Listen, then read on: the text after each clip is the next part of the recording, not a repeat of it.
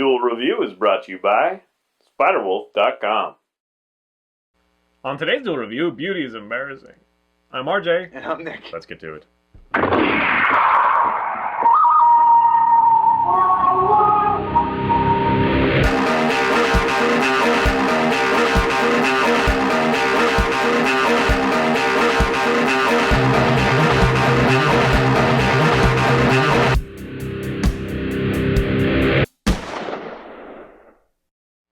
Hey guys, welcome to Wednesday the 10th of April. We are doing Beauty is Embarrassing. That's right. The wife and I were searching through Netflix and looking for something new to watch, and we love documentaries. And yeah, it had interesting art on the cover or whatever, and I was like, Beauty is Embarrassing, you know, Stacy wanted to watch it. I'm like, what is that about? And Wayne White, who the hell is that? And then we look at the description, and it's like, oh, it's Pee-wee's Playhouse guy. The guy who does the art, and actually it's funny that he does, you know, a lot of voices as well. Yeah. Which is a lot of fun. But so you experience his view of art and the story behind the Pee-wee's Playhouse, but it's bigger than that.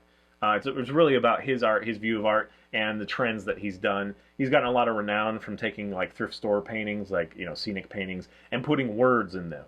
And they're either, you know, very crass or self-referential or just ridiculous kind of thing. Right. And some of them are a little too far for me. Just a few of them, like the C word and whatever. C-word. But anyway, I really appreciate his aesthetic, and I'm like, I identify with this guy a little bit because he just has to create, and he just every time he like makes a thing, because he makes the heads, he makes puppets, he makes all the set, like big eyeballs and the, you know, talking chairs and all this stuff. He designs all that. It comes out of his head. And then when he makes these things, he has all these scraps left over, and he doesn't want to get rid of any of them because they're all interesting, you know, shapes or something, and maybe he'll use them later or whatever. And I'm very much that way as well. Whenever I do something, I have scraps left over. Even if I'm writing, I have like little tidbits left over that didn't quite make it. And I never want to, you know, get rid of it. I always keep it, you know, right next to me, so in case I want to use them. And so he's had a lot of success, which is really great, but he's still kind of tortured by that. He's one of the guys that you know, he says fuck you a lot. And he's like, fuck you, you know, traditional art people and all that stuff. And so I admire that as well, even though I'm not quite as, you know, verbally aggressive as he would be. But I appreciate that he's just making art to make art, and that he approached it as, why not have a good time when you're looking at art? You know, why not involve humor? Because a lot of the art snobs, you know, if it's oversimplified, or if it's too crazy without some, you know, bullshit, you know, backstory or, you know, reason for being, Right. Or if it has humor involved, you know, like you shouldn't have fun when you go to an art show. You should, you know, contemplate the existence of whatever. And so I really appreciate seeing his point of view, and he's been very successful. He goes around talking to groups, and he does this like little shtick where he stands up and he has like his artwork popping, you know, in and out behind him, and he makes it kind of a comedy routine, and I really enjoy that. Yeah. You know, he has a family, and he's, you know, teaching his kids how to do art and whatever, but he just goes out and he does it. If he has an idea, he just goes out and does it, and I really admire that. His wife was one of the writers, was one of the original writers on The Simpsons, right? Yeah, right. Yeah. She did the first episode, actually. Yeah.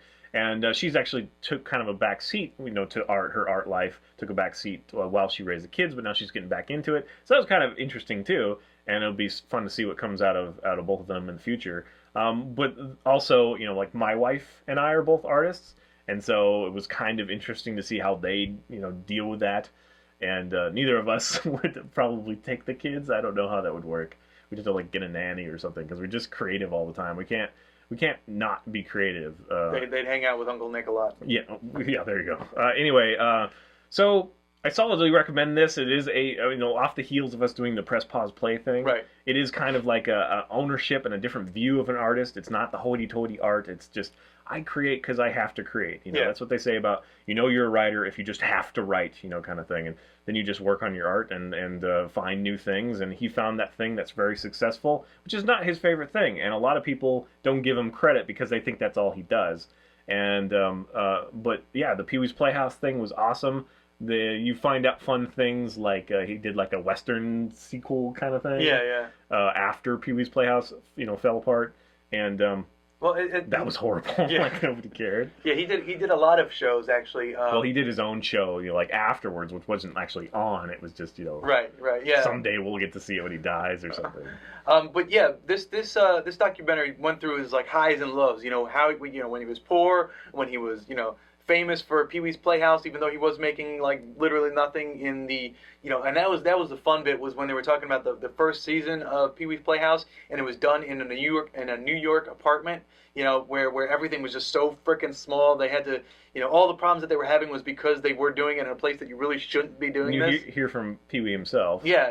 And he Paul was Rubin. actually the one that wanted to go to California, apparently. Right, yeah. So they all moved to California to do the season 2 and onwards, and everything changes, and he's like thrown in with all this success. But after that ends, he doesn't know what to do with himself as far as making money goes. I mean, he's still creating, he's still doing all that stuff, but he doesn't know what to do with himself to make money. So he's going back to comic strips, and he's doing some other low budget kids shows. Yeah, he grew up in Tennessee. A lot of so animations. You get a little bit of flavor of that as well, and he's just a really relatable guy. So this is one of those things that, yes, you're learning about an artist and you're learning about art, but it's very accessible to everybody, and I think it's a lot of fun. And if you don't mind the F word every 5 minutes or something, then yeah, it's a fun ride. Yeah. That was another thing that actually I liked about this, was his struggle with his success. Because he makes fun of the people who, well, he's making fun of himself also, in that, I'm just doing this, leave the award, what was it? Leave the awards on the kitchen table. I'm, painting a masterpiece in the back here or something like that.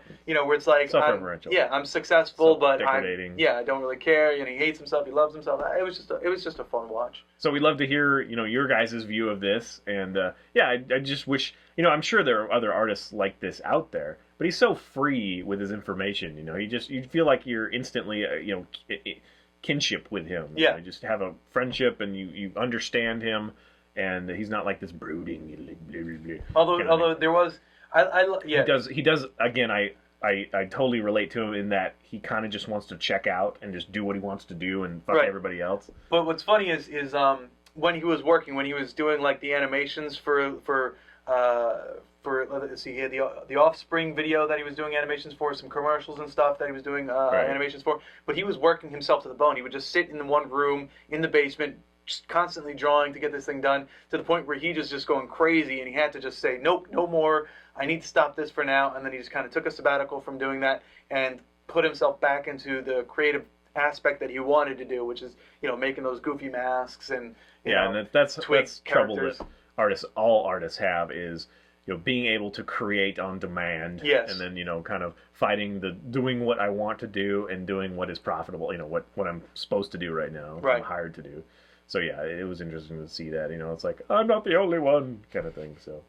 So if you're interested, go check it out. It's readily available. It's only like an hour and change. Yeah, it's on Netflix. But there's a lot said. Having said that, it's really enjoyable. It's just like watching stand up in a lot of ways. So yeah.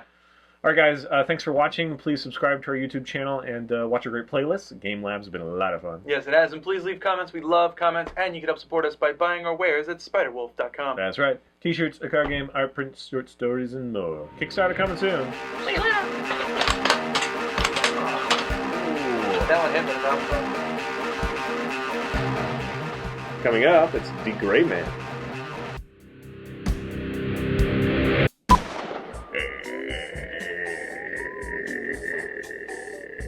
Hey, I found all of my darts this time.